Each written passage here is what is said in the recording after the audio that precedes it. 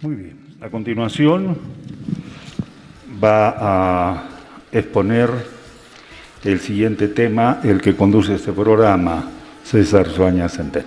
Ya, adelante.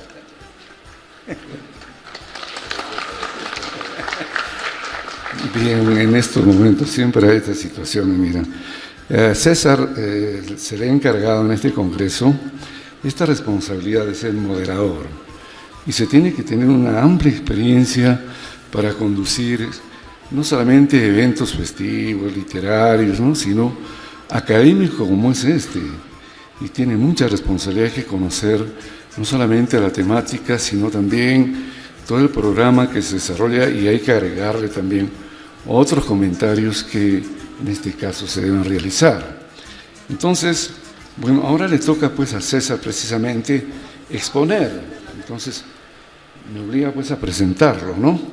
Todos conocemos la trayectoria de César Suaña Centeno, un músico de antaño. Él es prácticamente uno de los grandes instrumentistas y ejecutantes del sicuri, ¿no? Y hablamos de varios grupos de sicuris en Puno, y cuando hablamos de César Suaña, nos trae el recuerdo los sicuri 27 de una nueva era, de hace años. También es periodista y siempre lo hemos visto en muchos medios, no solamente radiales, ahora televisivos, también escritos. Entonces ha transitado por ahí, entonces es un importante gestor cultural. Y conoce bastante muchos temas sociológicos, históricos de Puno. Es un personaje que tiene ya una gran trayectoria en Puno. Yo lo considero un gran amigo, un buen investigador, y bueno, él va a exponer precisamente este tema que él ha escogido, titulado Anchancho, Diablos en Grandes Ciudades. Él viene de la institución Sicuri 27 de junio Nueva Era, y también de su noticiero Camisaraki, que siempre lo observamos en los medios televisivos. Es un gran amigo realmente, que merece todo respeto y consideración en la ciudad de Puno, y me permito presentarlos para la consideración de ustedes. César, adelante. Muchas gracias. Gracias, Walter, por la presentación. Bien, el tema que vamos a tocar se denomina El Anchancho, de las Chinganas al Gran Teatro Nacional. Como dijo Walter, soy músico, aprendí a tocar sicuria en Lima, toco hace 52 años, y lo que voy a contar no lo he aprendido en la universidad, sino lo aprendí tocando sicuri. Formamos parte de la primera guiatura de sicuris 27 de junio en la capital de la República, y a raíz de los migrantes puneños que estuvimos allí, empezó un fenómeno, ¿no?, de que gente que no era puneña empezó a tocar sicuris, y desde ese entonces, al retornar a Puno, seguimos desarrollando este tipo de actividades y averiguando, investigando, preocupándonos por cosas que nos habían sucedido o que veíamos y que merecían una explicación. Entonces, con esa atingencia es que voy a comentar el tema que he mencionado, el anchancho de las Chinganas al Gran Teatro Nacional. La pregunta es bien sencilla: ¿por qué, si el diablo es el diablo que tenemos ahora es la representación de las viejas deidades andinas, el Supay, el Chinchilico, el Anchancho, el Muqui como elementos principales, y otros menores como los Chojelas, el Cusillo, en fin, y otros como el Anlaco, si después a estos elementos los han perseguido con saña, con alevosía, han buscado exterminarlos, liquidarlos, desaparecerlos, ¿por qué después de algunos siglos este personaje sigue vivo? Lo queremos, lo apreciamos, llega a las grandes ciudades, se va a Lima, que es la capital de lo que fue el virreinato, y llega a uno de los escenarios más exclusivos, como es el Gran Teatro Nacional. ¿Qué ha pasado con este personaje? Que ahora se le conoce como integrante de la Diablada. ¿Qué ha sucedido? ¿Por qué ha ocurrido este acontecimiento inusual? Si hubiera un cura del siglo XVI se moriría porque su objetivo era perseguirlo, desaparecerlo, matarlo, pero de pronto lo vería en el Gran Teatro Nacional bailando como danza de fondo en la presentación de la festividad Virgen de la Candelaria, entonces se moriría doble vez seguramente. ¿Qué ha sucedido? ¿Por qué ha ocurrido este fenómeno? Para entenderlo hay que empezar por la extirpación de idolatrías. La extirpación de idolatrías, pasamos, ahí está, fue un proceso sistemático llevado a cabo por la Iglesia Católica y la Corona Española durante el periodo colonial en América, principalmente durante los siglos XVI y XVII. El objetivo de esta campaña era una campaña religiosa y política para eliminar las prácticas religiosas indígenas. Buscaba imponer el catolicismo como única religión. Pretendía desarraigar completamente las creencias ancestrales. Los métodos que utilizó para este objetivo fue la destrucción física de objetos sagrados y lugares de culto indígena. Teníamos en Copacabana el ídolo más importante en toda esta zona y la destruyeron. ¿No? Lo destruyeron. Realizaban confiscación de elementos rituales, castigos públicos a los practicantes, la evangelización era forzada, había visitas de inspección a comunidades indígenas y había juicios por idolatría. Eres idólatra y te realizaban juicios. ¿Cuáles fueron las consecuencias de la extirpación de idolatrías realizadas en nuestra zona? Pérdida significativa del patrimonio cultural y religioso indígena andino, sincretismo religioso como forma de resistencia, sincretismo religioso como forma de resistencia. Quiere decir que hemos empezado a combinar nuestras tradiciones propias con lo que venía de afuera, como una forma de resistencia para que no desaparezca nuestras expresiones religiosas. Nuestras prácticas religiosas ancestrales fueron llevadas a la clandestinidad, se hacían de noche, ¿no? Antes, en la época prehispánica, eran de día, pero como nos perseguían, se trasladó toda la noche. Y hubo transformación profunda de las sociedades originarias. Pero además hubo una resistencia de las poblaciones originarias o indígenas. Se ocultaron los objetos sagrados, se mantuvo en secreto los rituales, la adaptación de prácticas religiosas tradicionales se empezaron a realizar bajo apariencia cristiana. Las vírgenes, por ejemplo, la Virgen de la Candelaria es la cara moderna de la Pachamama, la cara moderna de nuestros achachilas, la cara moderna, en el caso de nosotros los de Puno, también del lago Titicaca, o sea, de la Mamacocha, ¿no?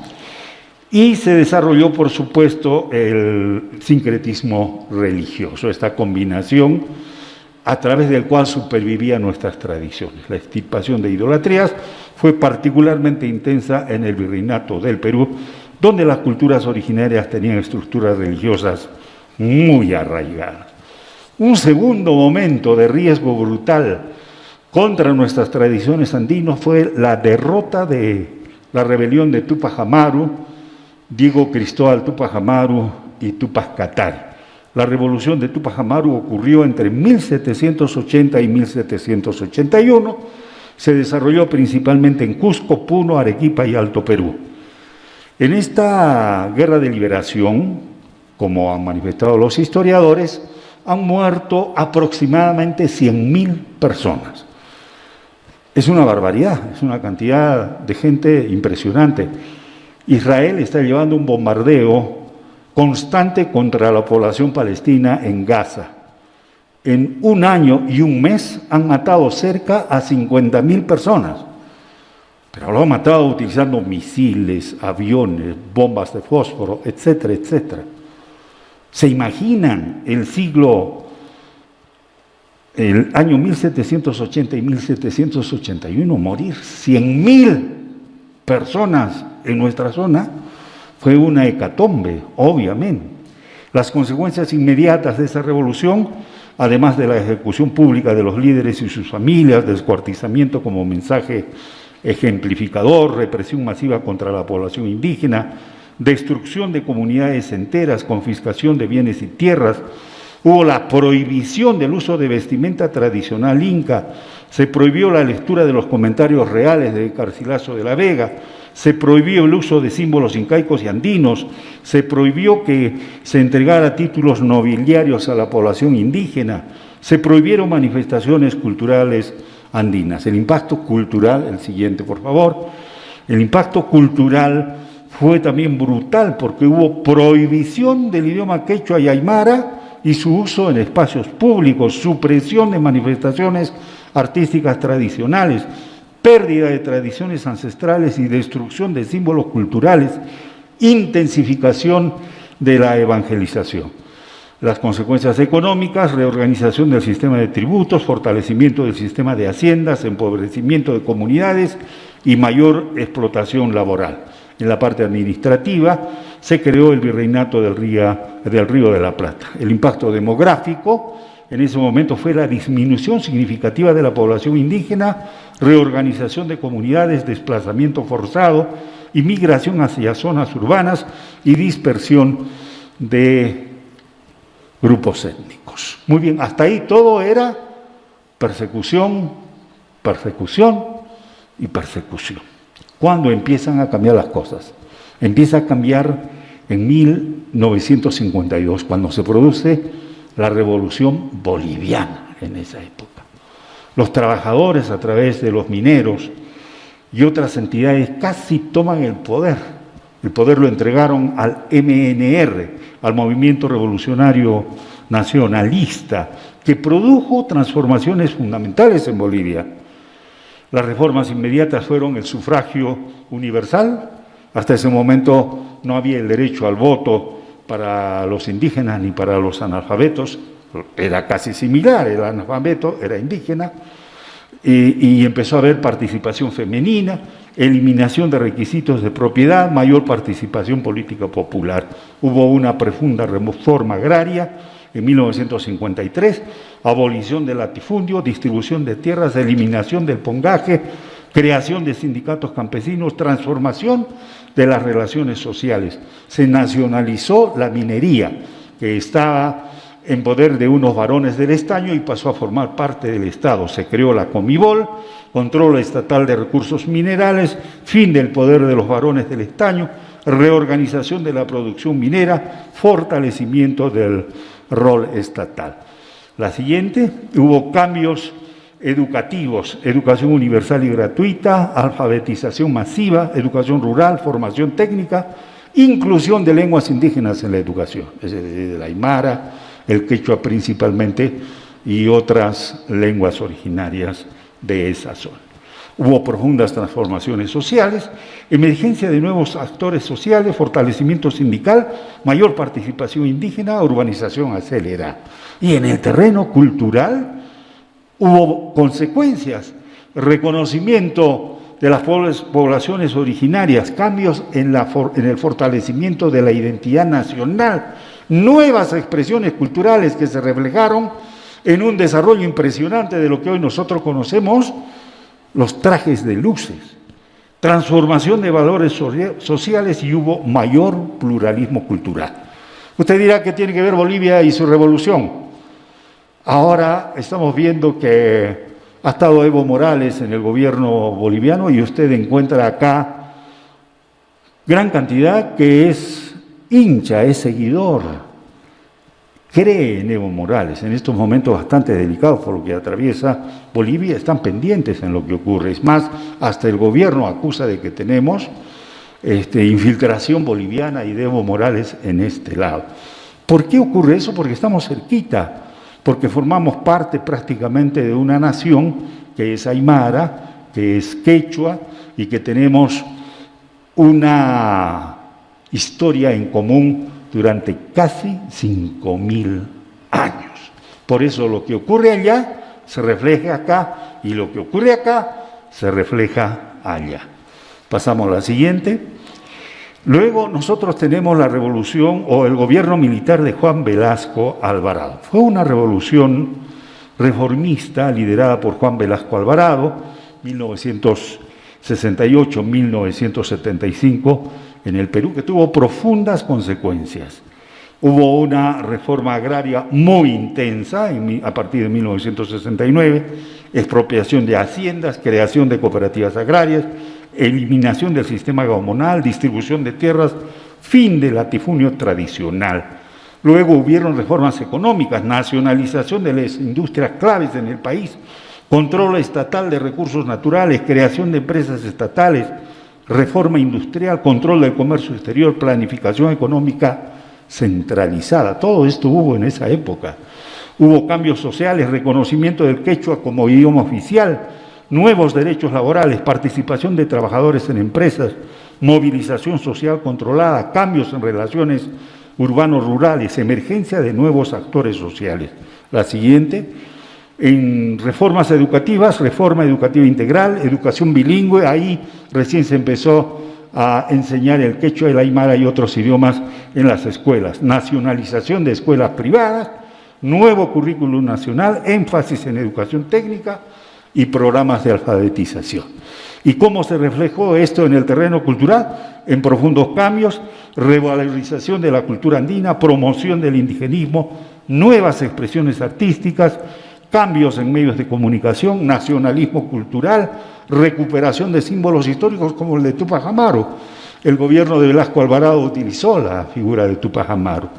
El impacto en el campo, desaparición de las haciendas tradicionales, nueva organización campesina, cambios en producción agrícola, migración rural-urbana, nuevas formas de propiedad, aunque hubo problemas en las cooperativas. Muy bien, y ahora nos centramos en Puno. Todo esto que hemos contado de Bolivia, del gobierno de Velasco Alvarado y otras movilizaciones sociales, produjeron cambios importantes en Puno. Hubo una gran migración del campo a la ciudad, especialmente en Puno. ¿Por qué la gente migró a las ciudades? Porque hubo la posibilidad de que los hijos de los campesinos puedan convertirse en profesores, porque se crea la Universidad Superior San Juan Bosco, ¿no? Y mucha gente vino de distintas provincias para estudiar y convertirse en profesor. Se reapertura la Universidad Nacional del Altiplano. Mucha gente del campo, de las comunidades, viene para estudiar en la universidad. Se crea el SUTEP, el Sindicato Único de Trabajadores en la Educación del Perú, y aparecen los gremios estatales. Y en este terreno empieza a aparecer la primera revolución cultural de los mistis. Teníamos en esa época gamonales y terratenientes que no querían saber nada con los indios, pero aparece la APAFIT. ¿Qué hace la APAFIT junto con la Orquestal Puno? Lo que hace fue tomar las expresiones netas de las comunidades indígenas, le hacen algunos arreglos y lo llevan al teatro como este. Y es una profunda revolución, porque un sector social que no es indígena, que es de clase media, porque eran la mayoría abogados, doctores, profesores, estudiantes, toma la música y danza de las comunidades campesinas, las arregla entre comillas y las pone en un escenario de esta naturaleza. Y a partir de ahí empiezan a aparecer diversas agrupaciones con esas características. Y es acompañado por Estudiantines, el Orquestal Puno, uno de los más grandes grupos musicales que hemos tenido nosotros. Y como parte de esa movilización y revolución cultural de los mistis, el Instituto Americano de Arte, que estaba dirigido por lo que en esa época se llamaba MISTI, ¿no? Empieza a traer grupos de ácora aquí a Puno para que junto a ellos se pueda celebrar la festividad de la Virgen de la Candelaria, y empezamos a desarrollar los concursos de la festividad de la Virgen de la Candelaria. Poco a poco los grupos que vienen aquí deciden crear la Federación Folclórica Departamental de Puno, hoy Federación Regional de Folclor y Cultura de Puno. La institución que hasta ahora es uno de los grandes organizadores de lo que ocurre en la festividad de la Virgen de la Candelaria. Como ustedes ven, ha habido una serie de movimientos sociales que han repercutido en el terreno cultural. La movilización del 27 de junio de 1972 y su repercusión cultural en Lima es muy importante porque ahí aparecemos nosotros, los sicuris. El control de los medios de comunicación en la capital estaba en manos de los militares. No había libertad de expresión. ¿Cómo dábamos a conocer lo que había ocurrido el 27 de junio de 1972? Ya tocábamos zampoña en el estilo psicomoreno de un solo bombo. Y dijimos, vamos pues a contar a las universidades, a los pueblos jóvenes, a los sindicatos, a las plazas, a cuanto lugar fuera, tocando nuestro sicuri para contar lo que había ocurrido el 27 de junio de 1972 en nuestra plaza de armas. Y a partir de ahí empieza un fenómeno, la segunda revolución cultural le llamamos nosotros, la aparición de grupos de sicuris en gran cantidad. Y acá también ocurre otro fenómeno, igual que el de la primera. No son los de las comunidades originarias ni de los barrios urbanos marginales que llevan el sicuri a masificarlo, no, somos las clases medias, es decir, los hijos de profesores, abogados, médicos que habíamos ido a estudiar a la Universidad de Ingeniería, San Marcos, la Universidad Católica, etcétera, que asumimos el uso del sicuri para dar a conocer lo que había pasado, pero al mismo tiempo el sicuri tenía un gran poder de convocatoria y de movilización. Y por eso nos explicamos por qué gente que era cajamarquina, limeña, de Huancayo, de cualquier sitio, que empezó a tocar sicuri. Nosotros le decíamos, oye, reivindica pues lo que tú tienes en tu pueblo. No, decía, yo quiero tocar sicuri. ¿Por qué? Porque tenía una fuerza impresionante. Y además empieza a cambiar en la ciudad de Puno el concepto religioso predominante que teníamos. Yo fui acólito en los últimos años de primaria y los primeros de secundaria. ¿Cuál era la fiesta religiosa más importante en Puno la década del 60? Era pues Semana Santa. La fiesta más importante era Semana Santa, porque estaba controlado por los terratenientes y los gamonales y las autoridades de entonces. Como hay un proceso de migración intenso, la gente llega del campo acá y para la gente, ¿cuál era la deidad más importante? La Pachamama. Llega acá y acá empezamos a cambiar el patrón religioso y poco a poco la Pachamama con su cara moderna que se llama Virgen de la Candelaria va desplazando a la celebración religiosa de Semana Santa. ¿Cuál es la fiesta religiosa más importante que tenemos ahora en Puno? ¿Cuál es? La Candelaria. Este es un fenómeno que nosotros lo hemos visto.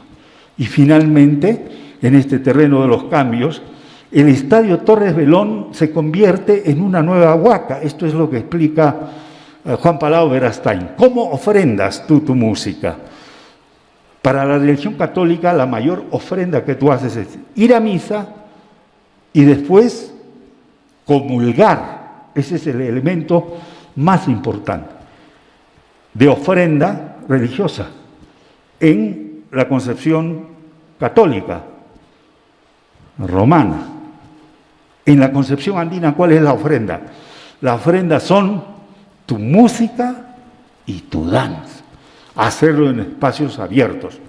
Y el Estadio Torres Velón, que al principio acogía pocos grupos de danzas originarias, especialmente de Ácora y algunos de platería, de pronto va creciendo y la gente de todas partes de Puno ahora viene para ofrendar, para tributar su homenaje ¿a quién? A la Pachamama, a los achachilas, porque de ahí viene el agua, y a la Mamacota, nuestro lago.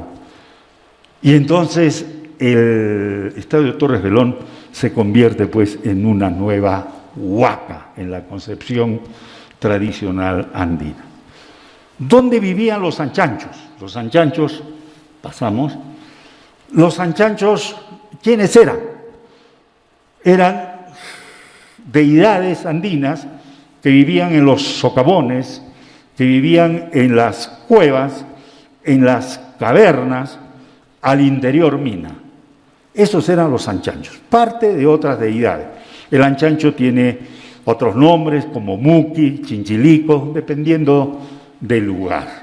Fueron perseguidos, fueron buscados para ser eliminados y ser desaparecidos, como ya hemos contado. ¿Lo lograron? No, porque con esta política de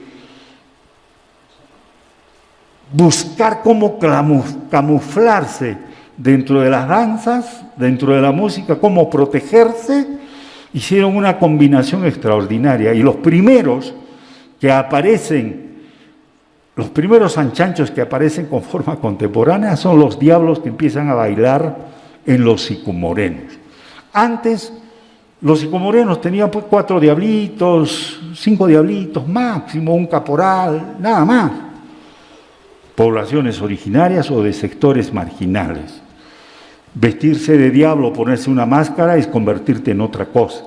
Y como era una deidad de los socavones, de las cavernas, de las chinganas, porque así se llamaba, el equivalente en aymara a chingana es caverna, es grieta, es un lugar que entra sobre la tierra, ¿no? Que se abre y se entra sobre la tierra.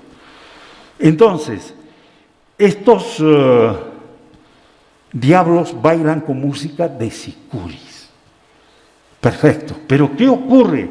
También, al igual que en los sicuris de Lima que les he contado, empieza a producirse un cambio de factores, de actores sociales en la diablada puneña. Cuando aparecen los bronces andinos, ¿dónde es que se produce el cambio de actor? Por ejemplo, en Oruro. Al centro de Oruro hay una mina, la mina San José. Quienes danzaban, la diablada ya, en su manera de sicumoreno, era la gente que trabajaba en las minas y la gente que era carnicero, la gente que era arriero. Esas dos fuentes había para danzar en la diablada. Acá, en Puno, también los sicumorenos más importantes, ¿quiénes eran? Mañazo. Los de Mañazo eran y son hasta ahora gente que trabaja con carne. Antes eran arrieros, llevaban y traían ganado para poder garantizar la alimentación de todos nosotros. Y las esposas vendían en el mercado central. Cuando aparece la diablada con bronces, va a haber un cambio significativo, porque estas diabladas ya no van a estar compuestas por arrieros ni por carniceros. ¿Quiénes lo van a componer? Jóvenes de Bellavista, por ejemplo, estudiantes, profesores, empleados públicos, algunos comerciantes seguramente. Es decir, hay un cambio social en la composición de la gente que va a bailar, y eso es importante. Crecen estos grupos y empiezan a tomar pues nuestras grandes ciudades andinas. Se puebla de diabladas la ciudad de Puno, Oruro también. Y damos un salto a La Paz en el caso de Bolivia, y nosotros damos un salto hacia Lima con los migrantes nuestros. Tuve la suerte, la segunda mitad de la década del 70, de conocer a la diablada de los amigos de Unicachi en su mercado minorista, en La Parada. No digo a los amigos del Brisas del Titicaca, que empezaron también con la música del sicuri. Antes no se llamaba diablada, se llamaba sicuri. Fue la Teodoro Valcárcel con el Orquestal Puno, bailó acá el maestro Walter Rodríguez. Y era pues llamado sicuri, donde el personaje central al final de la actuación era el diablo. Y ahora tenemos a nuestros diablos en la capital de la República. Hicimos el lanzamiento cuando éramos directivos de la Federación Regional de Folclore y Cultura de Puno, junto con el profesor Salvador Mamani, en el Congreso de la República, cuando no era lo que ahora es el Congreso, era más democrático. Ahí hicimos la presentación. Los amigos de Unicachi después, durante el gobierno de Alan García, nos dicen: haremos el lanzamiento en Palacio de Gobierno. Y llevamos los diablos a Palacio de Gobierno. Ahora hay varios grupos en la capital de la República que bailan la diablada. Y vuelvo a repetir, en el lanzamiento de la Fiesta de la Candelaria, cuando organiza la Federación, ¿cuál es la danza de fondo que se presenta? Es la diablada. Y es un escenario donde se presenta la Orquesta Sinfónica de Madrid, la de Nueva York, cuando llega grupos de teatro de Lima, de Europa, de Londres, de Tokio. Ese escenario exclusivo lo tienen las diabladas. Ahí han llegado nuestras diabladas. Entonces la gente se pregunta, ¿y ¿Y cómo ha dado este salto el Supa y el Anchancho de ser perseguido para ser eliminado a ser el actor principal en la fiesta y en Lima, en la capital, que fue capital del Imperio del Virreinato? La única explicación son los fenómenos sociales que ocurren.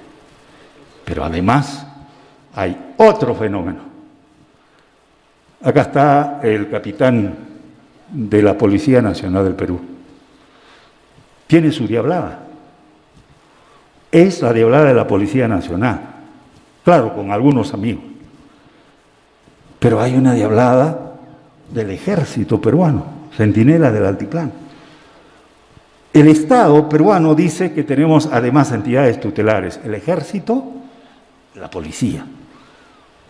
Para alguien que ha perseguido al Supaya, generalmente los curas, la iglesia en general, ¿cómo se dirá? ¿Cómo la policía va a tener una violada a la cual hemos perseguido tantos años?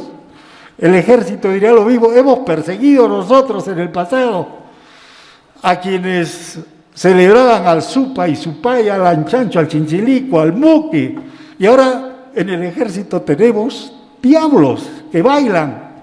El 28 de julio han participado los del ejército, no este año, años atrás, han participado pues en la celebración de las fiestas del espacio, de las fiestas patrias.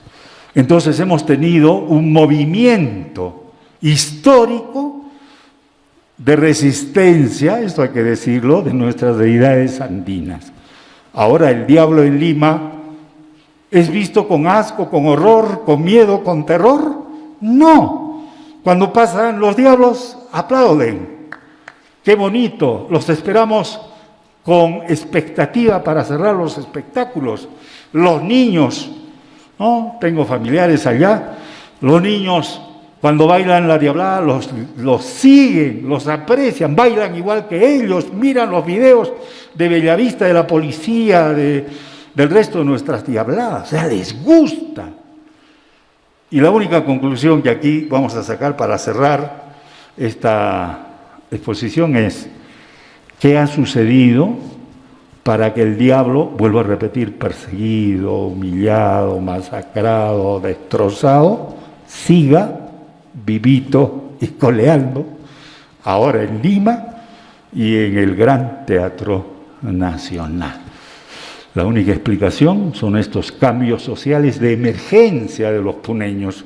La década del 70, cuando llegamos a Lima, éramos lo último de la rueda del coche. O sea, primero estaban los cusqueños, después los de Ancash, los de Huancayo, y en la escala éramos nosotros. Cuando estábamos en la universidad nos preguntaban, ¿de dónde eres? De Puno. No, ¿qué va a ser de Puno? Debe ser de Piura por el color. No, le decíamos, nosotros somos de Puno. No, ¿por qué? Porque el turismo nos hacía un daño en esa época. En todos los afiches había población de los suros y estaban con hojotas, bien quemaditos por el sol, con su coquita. Entonces, sinónimo de puneño era eso que veían en los afiches, a pesar de que nosotros les decíamos, no, somos de Puno. Ahora las damas en Lima van a buscar puneños, claro, con los caporales, con las morenadas. Hay un despegue lento todavía de las diabladas, esto hay que decirlo.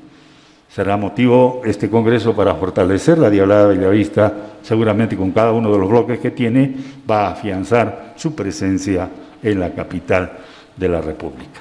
Eso es lo que quería mencionar. Muchísimas gracias por su audiencia. Muy bien. Walter Rodríguez quiere formular un interrogante. Adelante, Walter.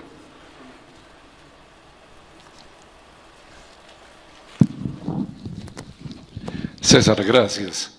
Siempre con esa característica de tu elocuencia, cuando se te ve en las pantallas de Kamisaraki, tenemos con esa capacidad expresiva y esa elocuencia de transmitir los comentarios. Felicitaciones, César.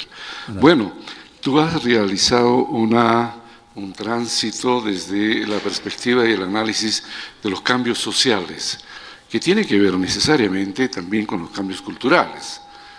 eso es cierto. Bien, sin embargo aquí en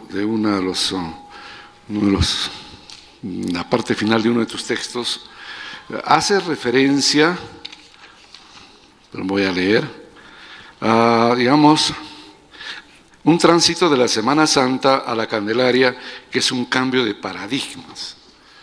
Bien, yo no comparto realmente personalmente, desde la antropología cultural, ese hecho de que se haya considerado la festividad de la Candelaria, el hecho de que se haya dado en el cerco de Diego Cristóbal Túpac Amaru, la revolución tupacamarista, el cerco a Puno, en 1781. Recuerda, había 2 cercos, ¿no? Y hubo un momento en que las tropas que cercaban a Puno se retiraron, pero se retiraron en mayo. Y dicen, claro, la tradición y hasta los historiadores indican de que fue porque salió la Virgen de la Candelaria, la sacaron su imagen en una procesión. En esa fecha la población de Puno era mínima. Entonces, yo no sé si lo que dicen los historiadores, que según ellos habían visto una gran cantidad de personas, que parecía un ejército, por eso que se ahuyentaron los sitiadores. En realidad, este es otro mecanismo del proceso de extirpación que bien lo has expuesto, del proceso de evangelización. Es decir, que la religión católica tenía necesidad de instalar íconos religiosos para ser devocionados con mayor religiosidad, ¿no? En ese mes de mayo, la Pachamama ha terminado su producción. Está en la época de cosechas. Entonces los sitiadores no eran pues un ejército regular. Eran gente recolectada por Túpac Amaru y por Diego Cristóbal en todas las comunidades. Inclusive ha sido un desastre económico el traslado de estas tropas en el altiplano. Las tropas se retiraron, o sea, los sitiadores se retiraron en el mes de mayo porque estaban las celebraciones de las cruces. ¿Por qué la celebración de las cruces del 3 de mayo? Nosotros editamos una revista que tú conoces, César, A la Cita. Solamente sale el mes de mayo para interpretar cuál es la razón de la fiesta de las cruces. Este retiro de las tropas tupacamaristas respondía a que tenían que regresar a sus comunidades para recoger las cosechas y para realizar sus rituales a la Madre Tierra. Y no hay tal hecho de que, señalan que la sacaron, bueno, debe haber algunos documentos, ¿no?, de que salió esa procesión. La Virgen de la Candelaria ya estaba acá en el Templo de San Juan, en alguna capilla, ¿no es cierto? Pero ese es un mecanismo que tú tocas sobre la extirpación de idolatrías. ¿Qué opinión tienes sobre esta versión que puede ser contraria, contraproducente, contradictoria, con muchos historiadores? Gracias, César. Gracias, Walter. Coincido plenamente con lo que ha dicho el profesor. Ese mito, esa leyenda de que estaba cercada la ciudad y sacaron a la Virgen de la Candelaria y la refulgencia del traje que tenía, hizo creer a los sitiadores que habían llegado tropas en auxilio y por eso se fueron. Eso es una leyenda colonial, no es una leyenda real, verdadera. Es cierto lo que dice Walter. La gente se fue no porque quería irse, se fue porque tenía que cosechar, porque recordaremos que los miembros del ejército eran campesinos que se habían juntado para luchar contra los españoles, pero la cosecha es la cosecha, se fueron por el tema de la cosecha. En ese sentido sí coincido. Lo que sí mencioné es de que la deidad femenina que se instala a la década del 60, 50, pero principalmente el 60 acá, la deidad femenina, con su versión relacionada directamente a la Pachamama, va adquiriendo más fuerza. ¿Por qué? Por el migrante que llega, porque el migrante está directamente vinculado a la producción agropecuaria, principalmente al agro, ¿no?